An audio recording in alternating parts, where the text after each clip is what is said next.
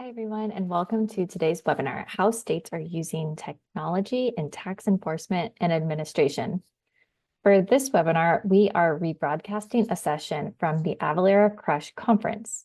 Crush was a chance for our customers and partners to get together and discuss best practices and challenges when it comes to sales tax compliance. We selected popular sessions and created the Crush Replay webinar series. There is one webinar remaining in the Crush Replay series. You can check that out under the additional resources section for more information. Before we roll the tape, I just have a couple housekeeping items. First, a friendly reminder that Avalara cannot provide legal or tax advice. The recording from today's webinar will be shared with you later via email. The console you're looking at can be customized, so feel free to move or resize the windows. Closed captioning should be available within the webcam screen. If it is not, find the webcam box and then click the CC button to enable that. Slides can be resized by dragging the bottom corner or by downloading the PDF slide deck under additional resources. If you have any questions, you can submit those using the Ask a Question box. Since this is a rebroadcast, the presenters can't answer your questions live on video, but we do have some back-end support to help answer questions via the chat. You can join our group chat by clicking the bubble along the bottom of your screen with the little chat bubbles, and the group chat will pop up on your screen. We encourage you all to introduce yourself, so you can drop in the chat where you are calling in from today. If you have any technical issues, there is a question mark icon along the bottom toolbar, or you can reach out using the Ask a Question box. We are offering 1 CPE credit for today's presentation. For those looking to receive CPE credit, please note that we will ask you to respond to 3 of our 4 poll questions. The poll questions will pop up on your screen for a limited amount of time, so please make sure you're ready to answer when the question appears. Please do not split or tile screens on your computer, as this can affect the placement of the poll questions. Viewing on mobile devices can also affect the poll questions, so please try to get to a desktop monitor. You must also attend the full duration of the webinar. Once you have met the CPE requirements, your certificate will be available to download in the Earn Certification box on your screen. You can click the icon to access that. The certificate will also be sent to you in a post-event email. Unfortunately, we are unable to provide CPE credit to those who have technology issues who prevent them from qualifying. So if you have any technical issues, please reach out as soon as possible using the Ask a Question box so we can document the issue. I do want to call out today that the CPE instructions for on-site events like Crush differ from our webinar requirements, so you may hear the presenters reference slightly different instructions during the rebroadcast. For example, today's webinar attendees are not required to submit the post-event survey. You only need to respond to the poll questions and attend at least 50 minutes to get your certificate. So that is all I have to get us started. Let's roll the video. And first, I have some rules. This is our safe harbor statement. None of us are responsible for what we say. No. Everybody's off the hook here. Yeah. So you don't. It's a but. Anyway, we're not giving you tax advice. So if you go, and Diane is the only one here is licensed to give people tax advice, and she's not giving you tax advice. So our topic: how states are using technology in tax enforcement and administration, and how it impacts your business. So we're going to introduce ourselves. My name is Scott Peterson, and I'm VP of Government Relations here at Avalara. Today is my 12th anniversary at Avalara. And we have, yes. Thank you. So we have Ryan Mindick from Chief Operating Officer of the Federation of Tax Administrators, Jay Waldo, the Chief Information Officer for the Texas Comptroller of Public Accounts, which is their Department of Revenue, and then Diane Yetter, President and founder of Yetter Tax and Sales Tax Institute. So, Jay, give us a minute of your life. A minute of my life? Yep. Well, I commuted all the way from like 15 blocks away from here, so that's, I think, how you convinced me to come here. It was a tough commute. Even though I am working for the Comptroller's Office, which is our tax collection I may be dressed like an auditor with my black and white, but I am a technology person. If you're getting tax advice from me, you're going the wrong direction. So I am their technology group, and I help implement our technology solutions there. So. Hi, everybody. I'm Diane Yetter. I am the president of Yetter Tax and the founder of the Sales Tax Institute. We are longtime Avalara partners. We're a certified implementation partner. And through the Sales Tax Institute, we provide sales tax education and resources. And we interact with Jay's agency and lots of the agencies that Ryan's going to talk to you about to help our clients and us support and get tax information. So I'm thrilled to be able to come here and give you the perspective of my team of who's doing things right this way and those that are not doing it so well. Hi, I'm Ryan Minnick. I'm FTA's Chief Operating Officer. And FTA, for those of you who aren't familiar with us or maybe have heard the name but don't know a lot about us, we were founded back in the 1930s to connect all of the state tax agencies all over the country. So our membership consists of not just Jay's agency, but the principal revenue agency of all 50 states, plus DC, New York City, and Philadelphia. And then we work with a bunch of other large municipalities and cities as well on the topics of knowledge sharing, information sharing, best practices, and we track innovation trends all over the country. So in addition to serving as COO, I also oversee our technology operations, cybersecurity, data security, and data safeguarding practices at FTA. So got a lot to share and talk about today. And we want this to be interactive, so if you have a question, just raise your hand. We'll stop and we'll get to it, because there's lots of things that you encounter on a day-to-day basis that we might not have any idea what's going on. I mean, I spend a lot of time on state websites. I'm talking to states all the time about what is a roadblock to efficiency. And there's always a perfectly legitimate reason why it's the way it is, and but it's I don't get to experience everything that you all get to experience.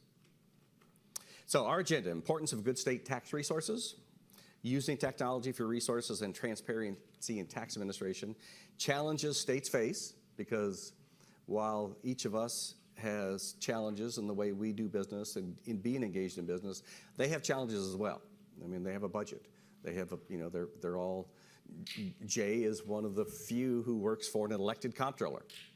I mean, so not only does he have a governor and a legislature all elected, his boss is elected, and which makes the whole concept even a little bit funkier. North Dakota and Maryland, the other two. It's just the three, isn't it? Mm-hmm. Yep, just the three. And so you get a different kind of perspective when you have your boss being elected, and with honestly a much bigger electoral base than any member of the legislature. And there's those inner dynamics of who's bigger and who's better. And we won't talk about legislators peeing around trees, but they do. How tax administration is changing, and it is changing radically. So Scott, can I say one more thing? Yeah. What did you do before you joined Avalara? Oh, man. I think it's important for everybody to know. Okay, well, thank you. I'm a veteran, so yesterday I celebrated. Yes, thank but that you. was a long time ago. Oddly enough, I think about it all the time, but it was a long time ago. Before I came to Avalara, I was the first executive director of the Streamlined Sales Tax, and I was one of the people that founded that group, created all the rules and regulations that those states spent years trying to convince my friends in Texas to join SST. Came actually really close. And there's lots of reasons why. The reason they're not a member makes perfect sense for them. Before that, I ran South Dakota Sales Tax. So for 10 years, I was the director of the state sales tax. And if you all do business in South Dakota, it's an easy tax. If it moves, it's subject to sales tax. If it doesn't, it's subject to property tax. There's nothing in between. Property tax, sales tax, you make your choice. So it's very simple tax administration. Yeah. Well, North Dakota and South Dakota. Yes. The sibling rivalry there. Oh my God, yeah. I can spend years talking about those two states. Okay, so let's talk, Diane, let's talk about where you see really interesting things out there in the way. Did we want to do the other slide first? We got a slide? Okay, all right. No, we're good. Nope, okay. I only pushed it once. All right. There you go. So all of you need to interact with state websites, don't you? Okay. How many of you are happy with everyone that you have to engage with? Okay. And that's from our perspective too. And I would bet Ryan and Jay, although Jay's in the good camp for, right? Texas has a pretty good website and pretty good resources. So we're thrilled to have him here joining us. But we can't do our job, right? We can't do our job if we can't figure out how to do our job. And so that's what we really want to spend this session talking about, are what sorts of things could right now make it easier to do our jobs, and what sorts of things could the state start doing better. So that's where this guy is going to take the feedback back to his member states about what makes it frustrating. And, you know, as we have to be registered in more and more states, it's really critical for us to be able to do things ourselves. I mean, we heard this morning about all the things, all the technology Avalara is integrating in order for us to do more things self-service, right? Because there's fewer and fewer people in state agencies to help us, but yet they haven't changed the due dates. They haven't cut back on filing frequency. They haven't cut back on taxes that we need to comply with. And so all of those sorts of things make it really hard for us to comply. And I'm pretty sure that all of you want to be compliant. And you just need the states to do it a little bit better, right? Is this all making sense to everybody? Okay. So I asked my team, who does more of this day-to-day work, what are some examples of states that have good resources, good portals, make it easy for us to work with? So we've got Arkansas on here, and Arkansas is, I think, on the TAP system, which, who is that? Is that FAST? Mm-hmm. Okay, so it's Fast Enterprises. So, Taxpayer Access Point, the acronym is TAP, and TAP is, if it's not trademarked by Fast Enterprises, I'm surprised. There is. I'm sure it is. I'm sure they've trademarked everything. Yes. Yeah. And so those are the states, the ones that are on tap. Now, they're not all exactly the same because there's configuration choices that states can make. So although it may look very similar to this Arkansas one, there's some that have some things that may differ. My team's feedback is Puerto Rico is taking the best use of all of the different functionality available on the portal. And then the non-tap that they like the best is California. So, you know, we've got a variety of those. On the right side of the screen is Florida, and that is right up there with one of the worst. Anybody disagree with that?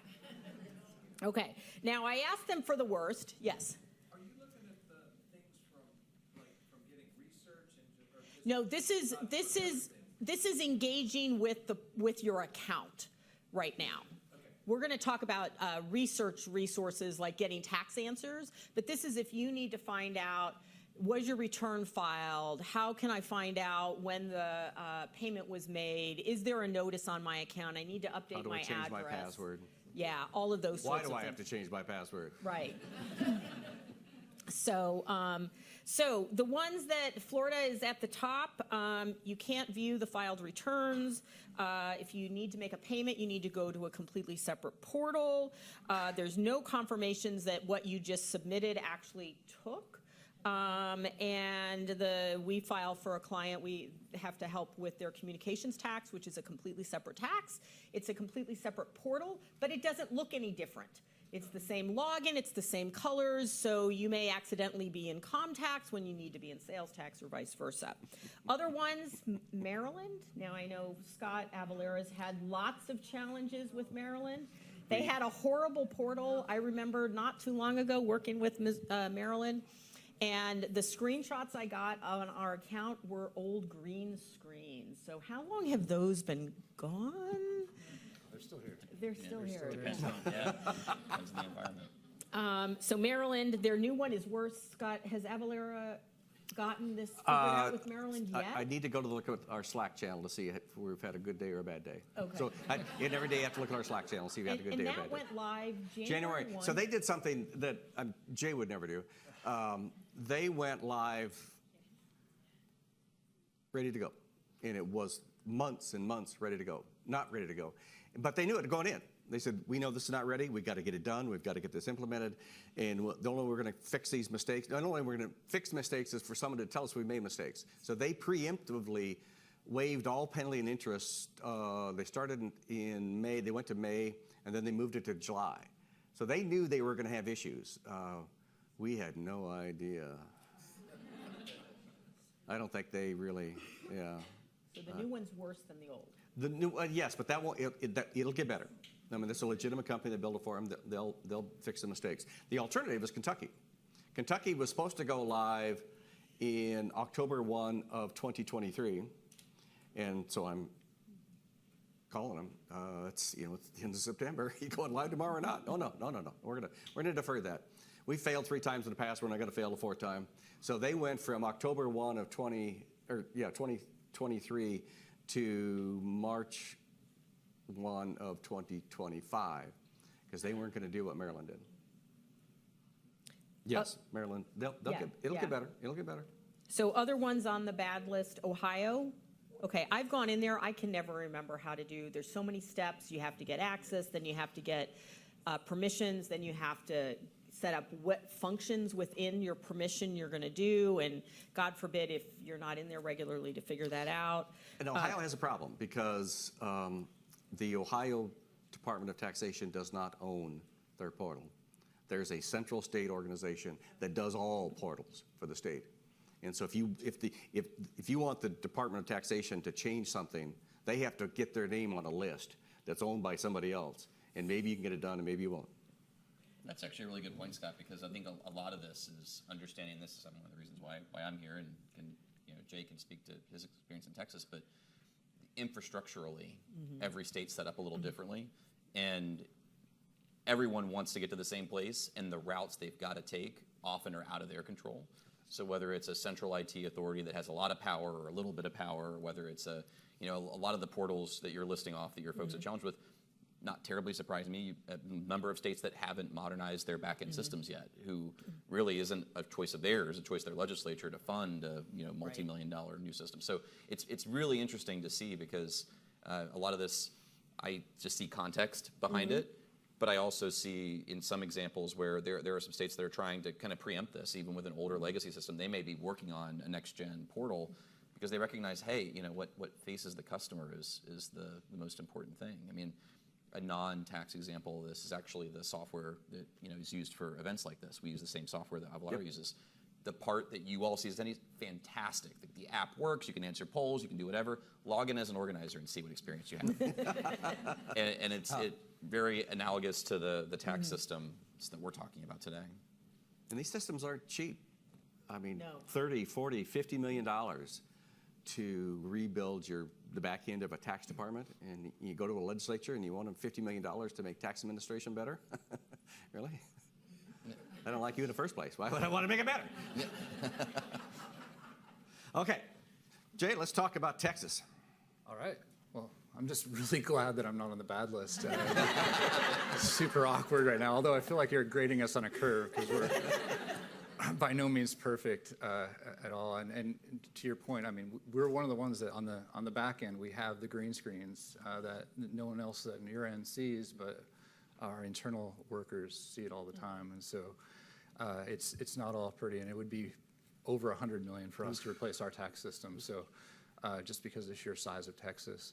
The first screenshot that's up here is just, you all have to deal with the portal, so we just put that up there. We've done a lot of work on our portal over the last few years to change it around and make it new.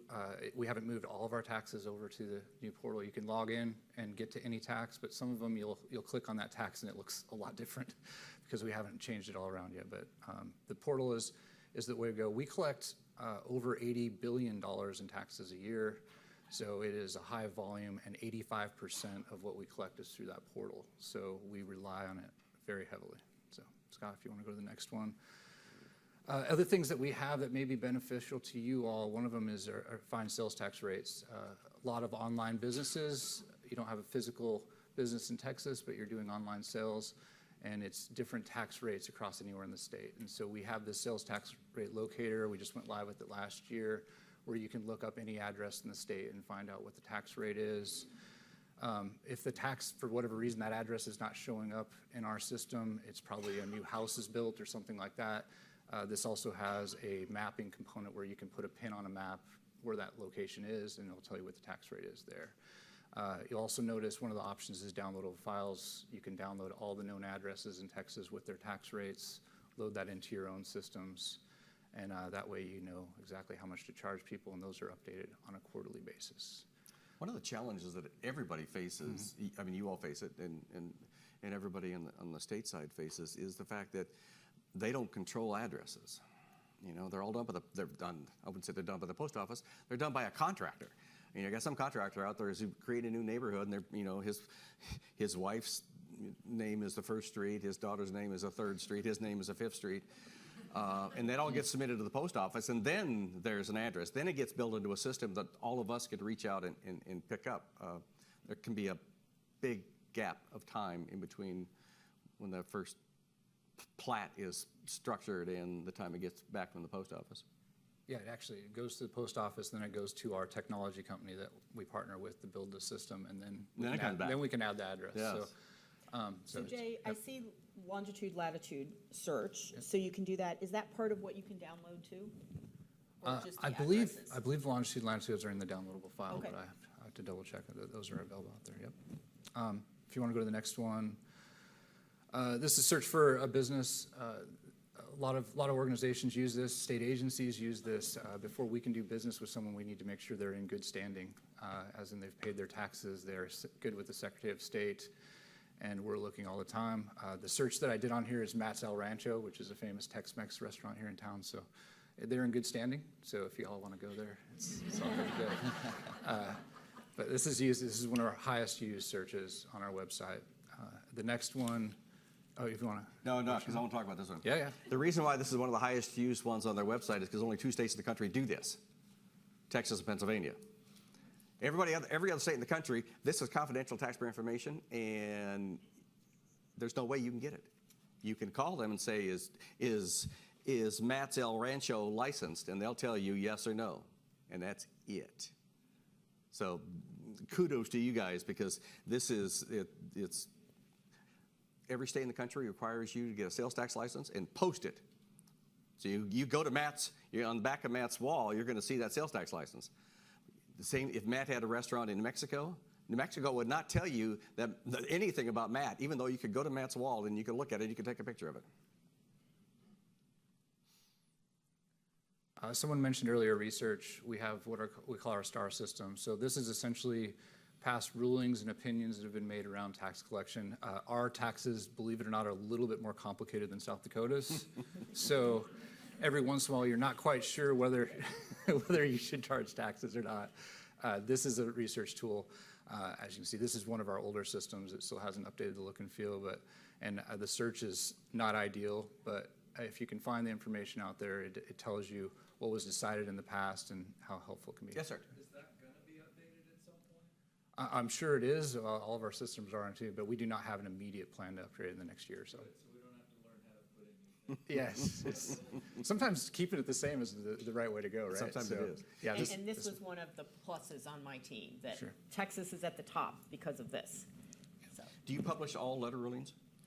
I believe it's all of them, but we do redact certain information. Okay. Yeah.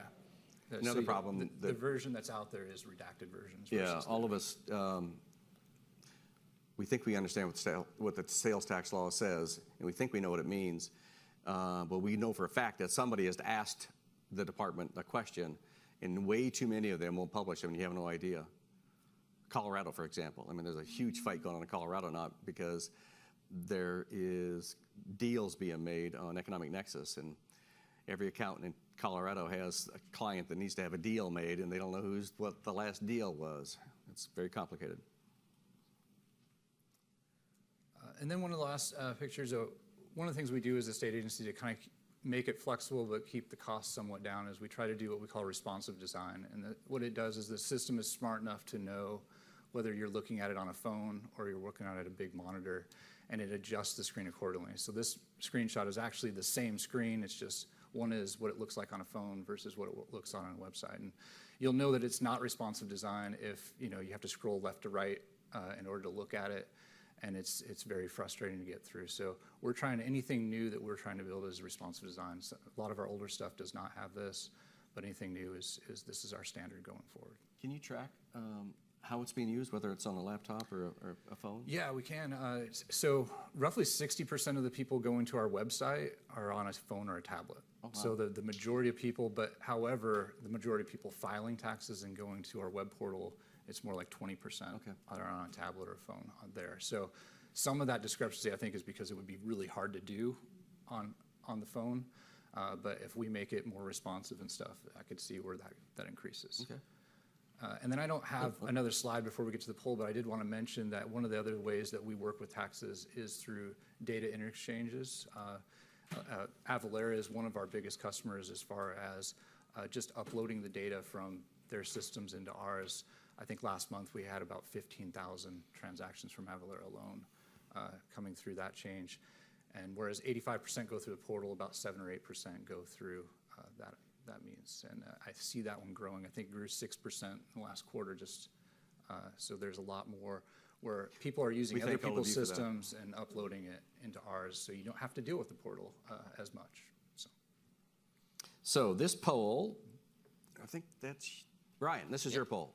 I think I've got a poll for you. So while we cue the Jeopardy music, what do you think is the most important feature on a good state website or portal? And as Diane pointed out earlier, there is not a all option. So you got to pick. I think all of these are key things that a state portal should have, right? We should have it be easy to interact with. We should be able to count on our communication being secure, right? We've got a lot of highly confidential information, officer social security numbers, phone numbers, addresses, birth dates, all of those sorts of things are in there. So data protection and security is so important. We need to log in and make payments, so your bank information is in there. Is it reliable? Is it flexible? Can it work with different types of payment methods? Do you know, I didn't ask this before, so if you don't know the answer, but Jay, do you accept tax payments via credit card? Yeah. And do you charge a fee? Yes. I would say that's more the standard than the exception. Okay, Yeah, okay, usually it's okay. Okay. Okay. So 58% have said that user-friendly interface and navigation, 12% secure communication, 1% payment flexibility, which is an interesting question, Diane. Well, only 1% think that's interesting. Yeah. 20% efficient filing and amending processes, 10% comprehensive reporting and data access. Okay, so it looks like, Jay, you got to get your user-friendly interface Absolutely. prioritized. Well, absolutely. And on the payment stuff, on the credit cards, I mean, there's, Visa and MasterCard, all of them, they're going to charge a fee. Right. What businesses usually do, they incorporate it into their price. We're not allowed to charge more than what the tax amount is, so we have to have that fee on top of it. Yes, there could be, some states may statutorily allow some workaround to that, but the credit card companies are going to get their money, so we need to be able, we don't have that flexibility legally to be able to charge more than what our accounts are. Yeah, I mean, we try to, we don't require multi-factor on our site. So whether that's I'm probably going to get in trouble. Maybe that's why we're graded so high. Yeah. We want you to be able to get on and pay the money. So we don't require multi-factor on our site, but there is, so we have a lot of options for, we now have the ability to reset a password electronically and go through that process. So there is password reset processes, but we have not required multi-factor. We have some where it's optional, but we have not pushed it out to where you have to use it. So. And Ryan, from a perspective of you giving best practices to states, what are you telling states they should be doing on this? So we look at two variables for best practices, because obviously data security is the first. Like I always try to do this on behalf of all the states. Thank you to all of you who would take the time and invest in training and systems, and so your staff respect the data that your customers give you, because that helps, because we know the data we get from you has integrity and is and then we have to take that responsibility to protect it on our end. So the two variables we look at for multi-factor, one is the the opportunity to manage the account. So how many people are you allowing to have simultaneous logins for an account? Because we recognize it's not just one person filing. And so states that only have that single point of failure, that's something we recommend fixing rather quickly, especially if you're doing multi-factor. You still run into some administrative challenges because turnover still happens. So you still have to make sure that whoever you put as a primary or as a lead, that's being updated, or maybe there's 2 of those if the system allows for it. The other is kind of to Jay's point, in order to facilitate ease of use, a progressive authentication. So if you're trying to just do something like make a payment or file something, you really don't necessarily need multi-factor for that, right? Depending on the context, because you're providing information. There's nothing that you're getting out of the system in that regard. You're submitting information. So we're going to do the fraud checks on the state side to make sure that somebody's not submitting incorrect information on your behalf. But if you want to access something like a previous filing, or you want to look at a transcript, or you want to look at, then that is where we would recommend progressing into something like a multi-factor or a more secure authentication, which doesn't quite solve your problem, but it creates a best practice so that you can remove the friction that Jay's talking about while maintaining the integrity for the data security piece on the back end. From a practitioner point of view, we end up getting access to lots of our clients' accounts. And some states make it easy to have the taxpayer give us third-party access. Not all of them do that. Sometimes we can't do the things that our clients want us to do with third-party access because we don't have the full access. But one of the things that we recommend when a company is getting registered, we recommend create an email address that is not a person.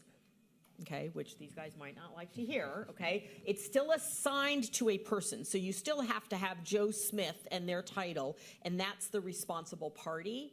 But use sales tax at your company name, or tax at your company name, or something like that, that then when Joe leaves and his email is deactivated the moment he leaves, and because these guys, that's what they do, you deactivate that email right away. Now you can't do a recovery, you can't do a change, you can't do anything. And then talk to your IT department. We have shared email boxes, we have distribution lists that can go to different people. Some of our clients, it's set up within their environment. And we are one of the forward emails so that when we're doing stuff on their account, the 2FA comes right to us. There's also ways your phone system may be able to set up text 2FA to a phone number that sends an email. So we have that with our phone system. So then it comes in and it's not to one person's phone. And if that person is sick or on vacation or whatever, you still can do that. So there are technology things that you can use to do that. Granted, these guys may not be the happiest with doing that, but sometimes we have to do what we have to do, right? I mean, people go on vacation, people are sick. And if you put the CEO's name and number on there, good luck, right? Well, and I think that's where you get into like that tug of war between workarounds and best practices, right? Yeah.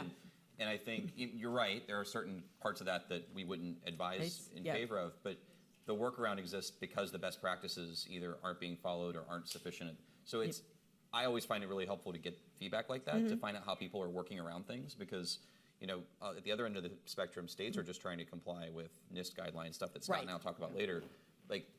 So they're looking at how they can provide feedback to people who do the regulating so that they can do things. Like, for example, we like knowing that there's a one-to-one relationship between a login and a human, because then we know what human's doing the activity in the system.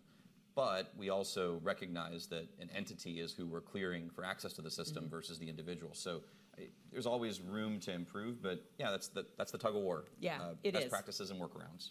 Yeah. And we're on the different side of this whole thing because we don't want to have your information at all. We don't want to know nothing about your relationship with Jay. Nothing. We want to file 15,000 returns with Jay, yours being one of them. We don't want to know anything else. There are many places where we can't do that. We can't do bulk filing, and we're doing this. We have to know more about you than we want to know. So I want to go just a second and go through the Avalara version of the slide that Jay showed a little while ago.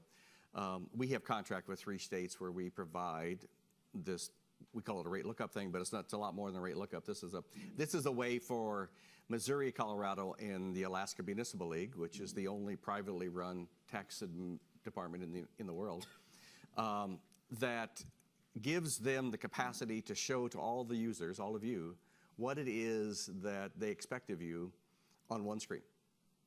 And you can click on a map, do a pinpoint, it'll give you everything on the left-hand side, breaks everything down by the type of tax, the tax rate, then breaks down the individual tax rates underneath it. Missouri's a good one because they have lots and lots and lots of tax rates.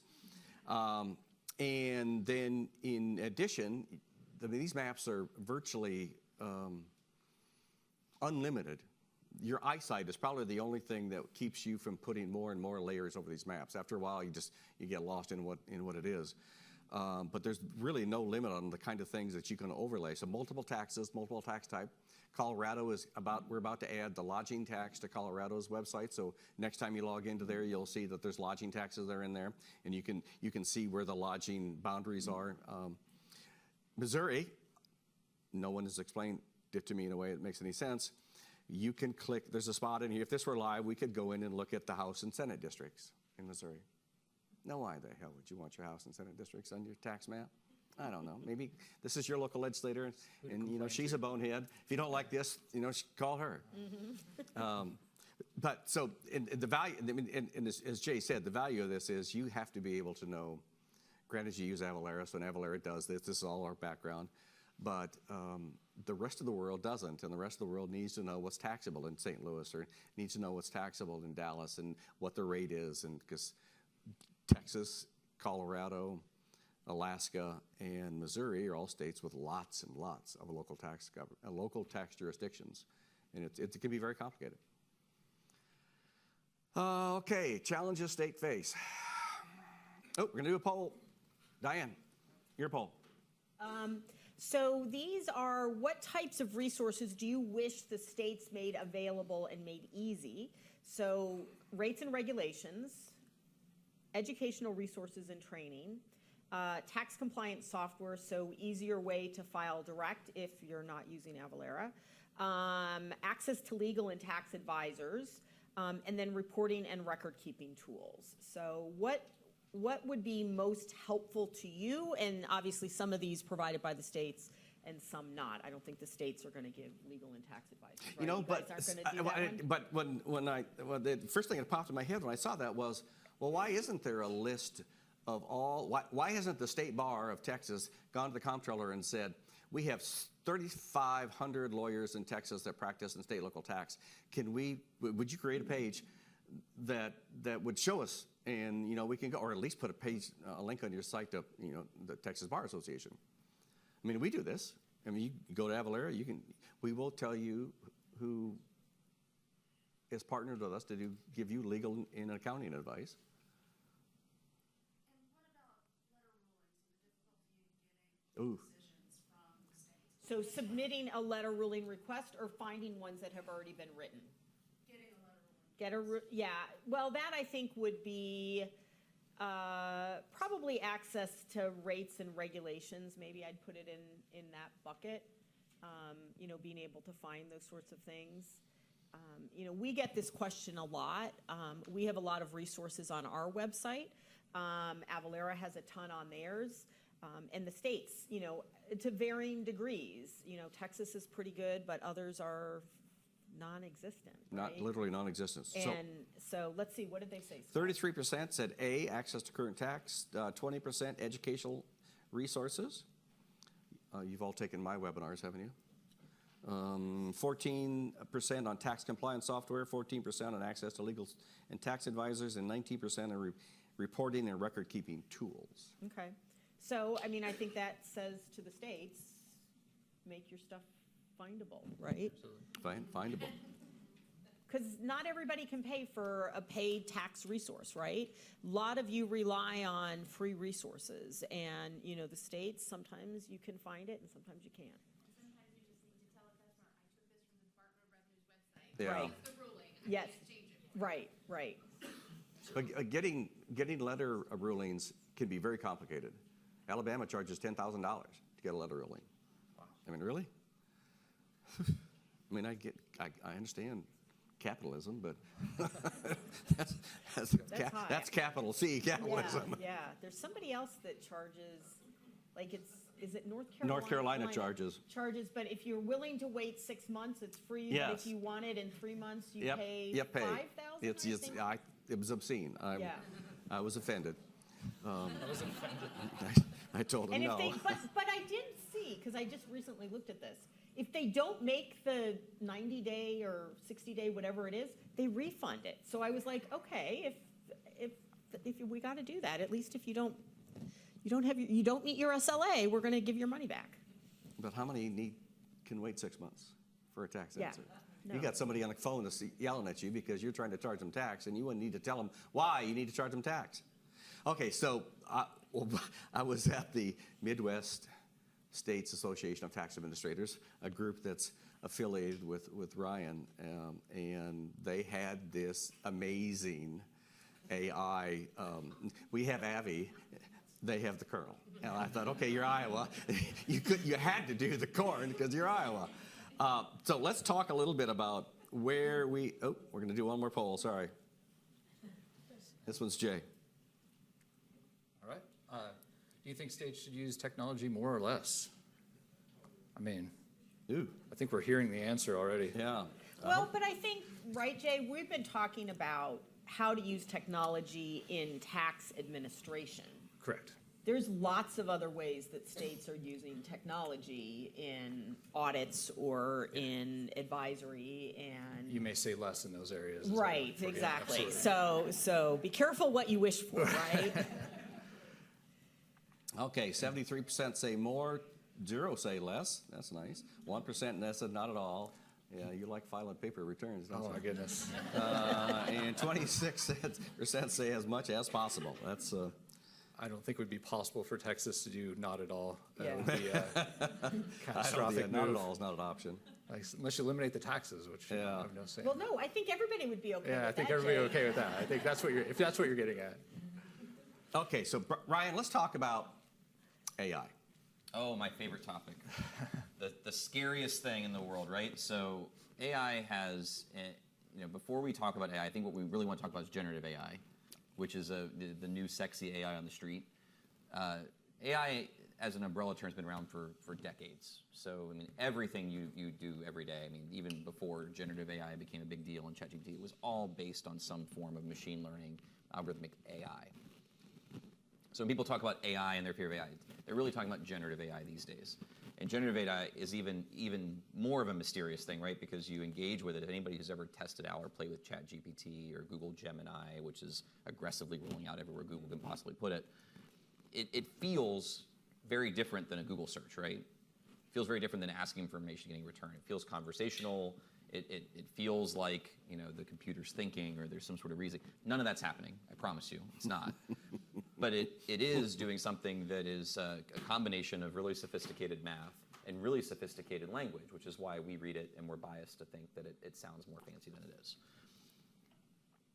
So the good thing about generative AI is it's a transformational technology. It's going to be fantastic. I'm just not here to tell you it's going to solve everything and do all of our jobs for us in a few years. That's not going to happen. Because generative AI is good at really one thing really well, which is language.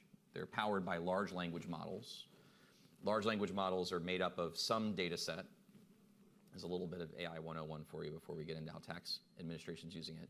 Some data set, and then that data set's referenced by an engine that then takes that data and then interprets it and does the magic that you see with generative AI. So something like the kernel here,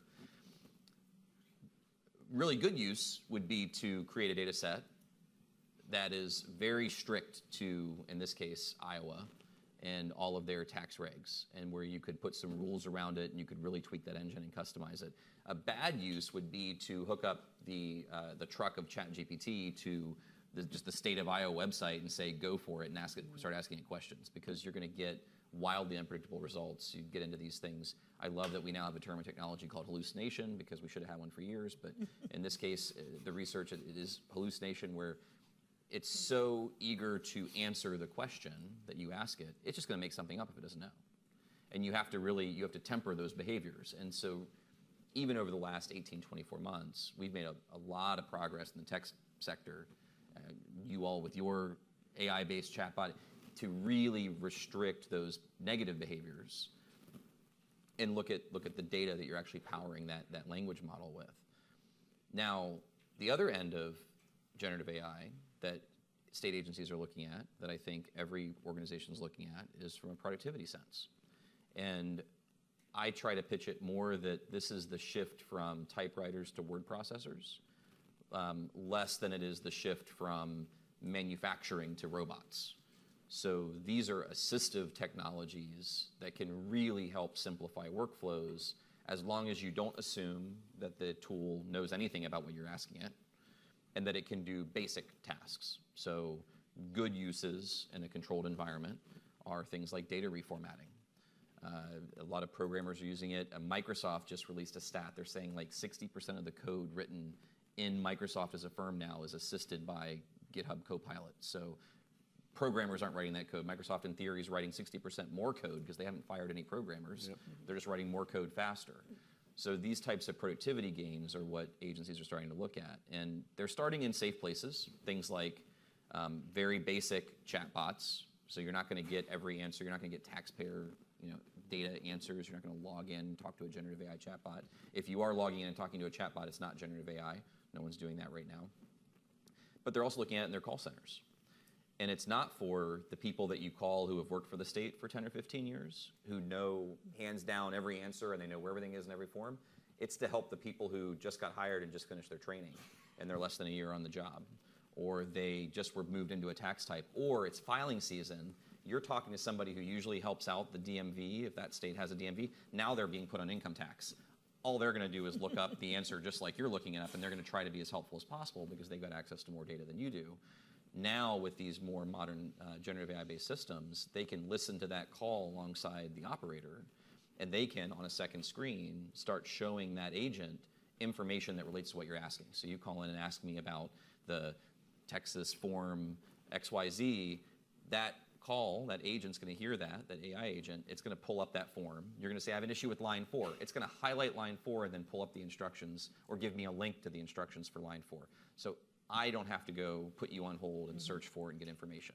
So we're seeing a productivity lift for people that are new to those roles, which is super valuable, not only for government, but I think for the private sector. I've been at FTA 9 years. In the 9 years I've been at FTA, we have shifted from average tenure for a new employee, 10 to 15 year tenure in a state agency, many longer. 9 years later, we're 3 to 5 years at best for a new hire. So now 9 years later, you're hiring 3 people over the same time horizon to do the same job, same level of training, same level of lost productivity as you get used to the role, just like anybody who starts working for one of your firms. It's the same churn. And so how can we leverage technologies to get a little better? So there's your generative AI in a nutshell. I'd love to hear Jay's thoughts on how they're playing around with it in Texas, if they are. Yeah, I think it aligns very much with what you're talking about. We look at it more from a productivity standpoint than we are that true customer-facing decision-making.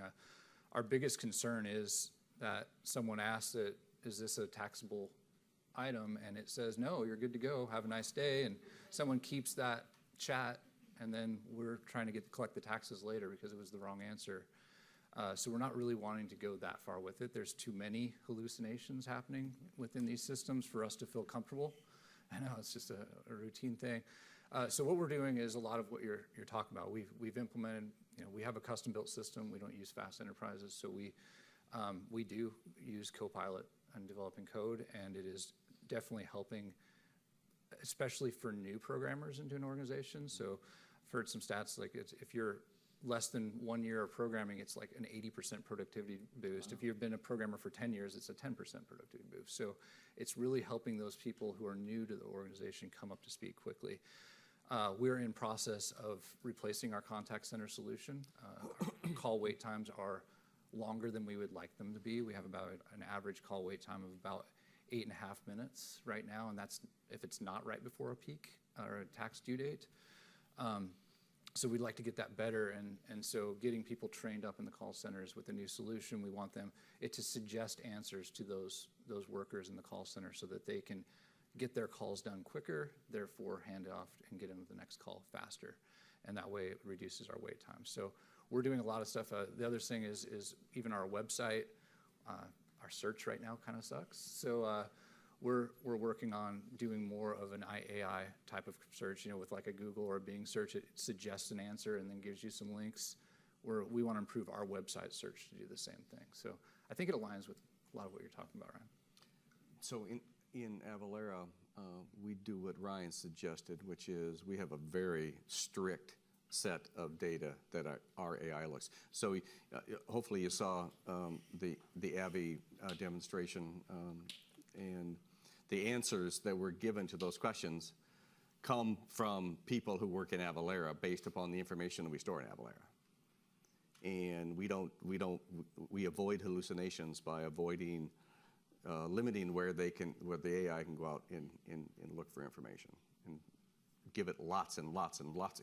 I can't tell you how many months I spent answering questions.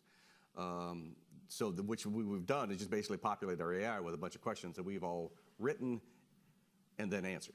So we know exactly what we hope you'll ask and know exactly what answer you're going to get.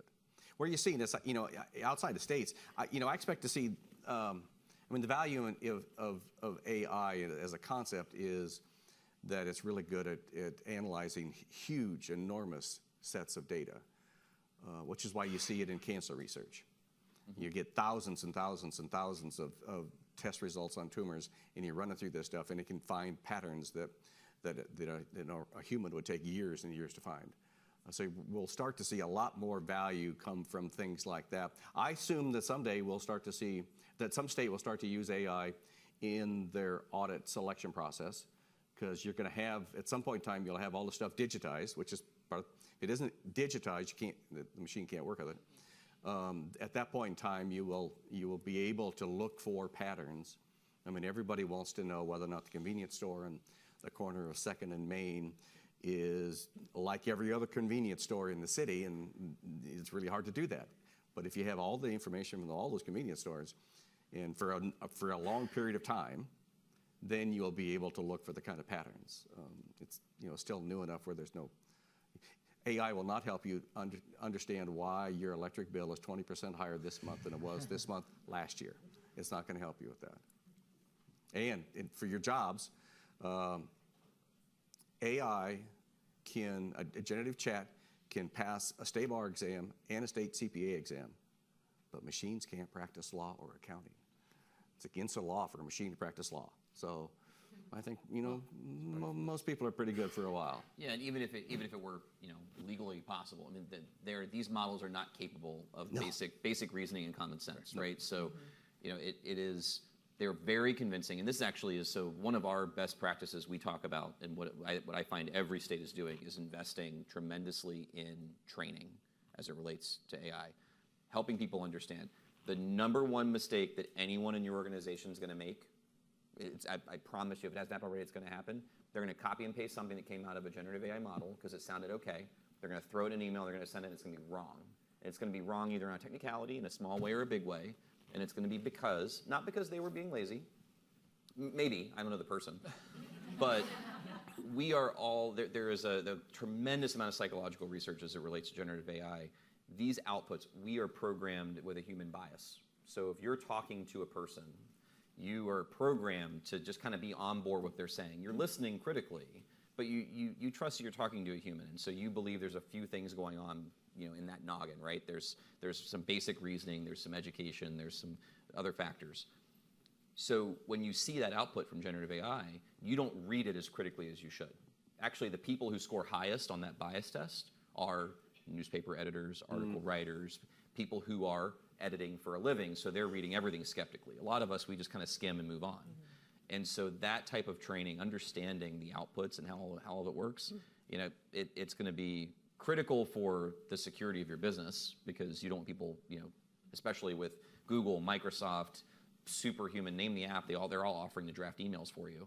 If you don't know how to go back and edit a draft, most of us all were trained on how to start with a blank page and write something. And now, from now forward, people entering the workforce, they're going to be trained on how to edit.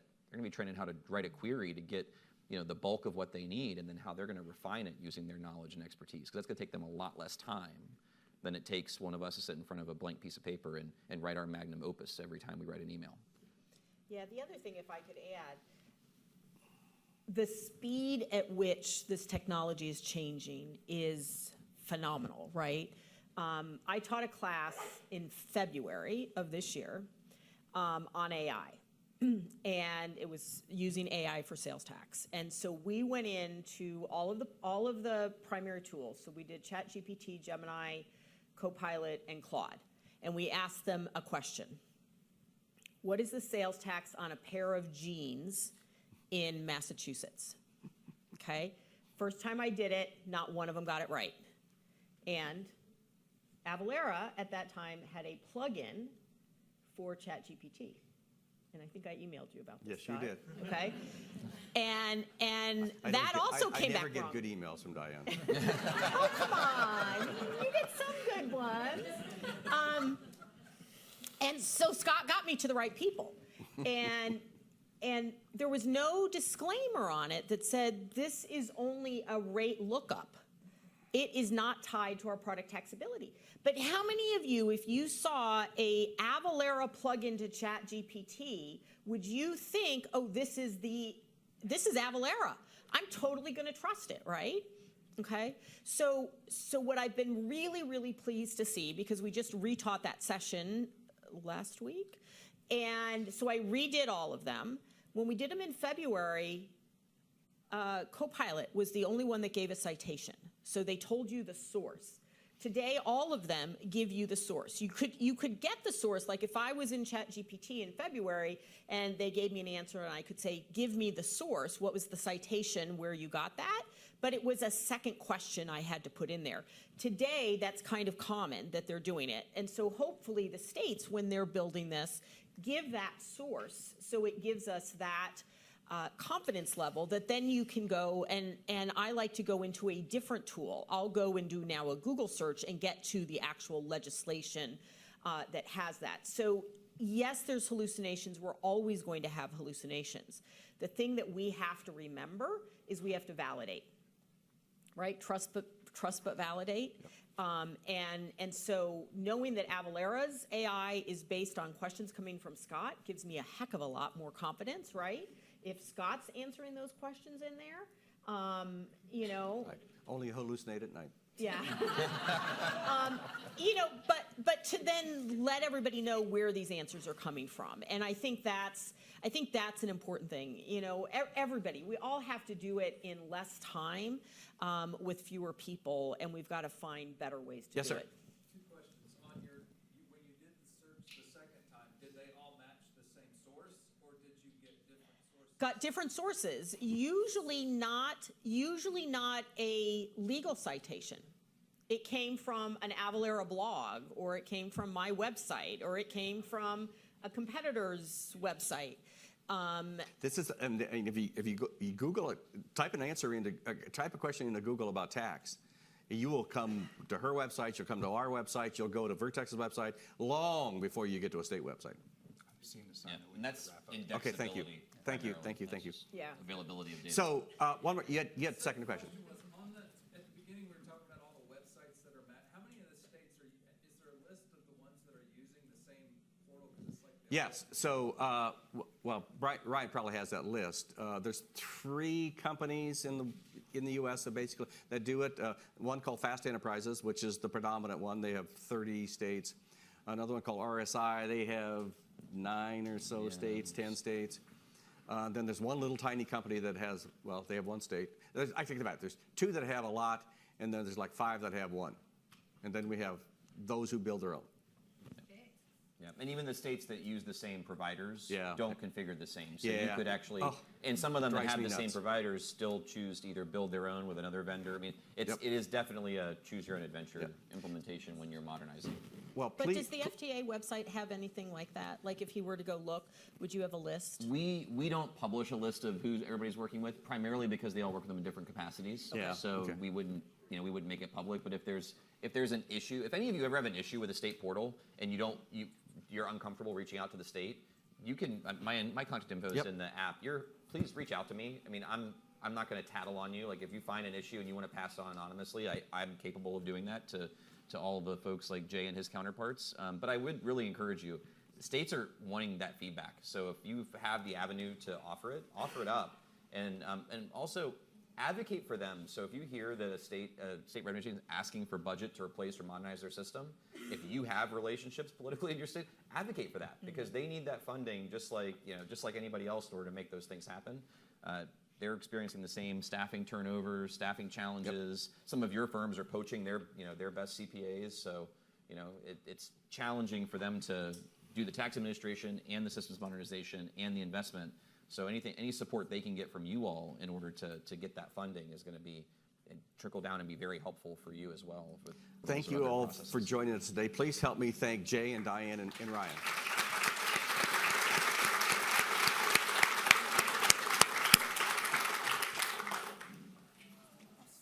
Thanks again for joining today. We hope you enjoyed this session from Crush.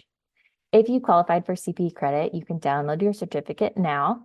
Your certificate will also be available in a post-event email that you'll receive later today. In that post-event email, we'll include a link back to this console where you can view the on-demand recording, access the slide deck, and the additional resources. And as a quick reminder, we have one webinar left in our Crush replay series that will be in the post-event email as well. So we hope to see you there.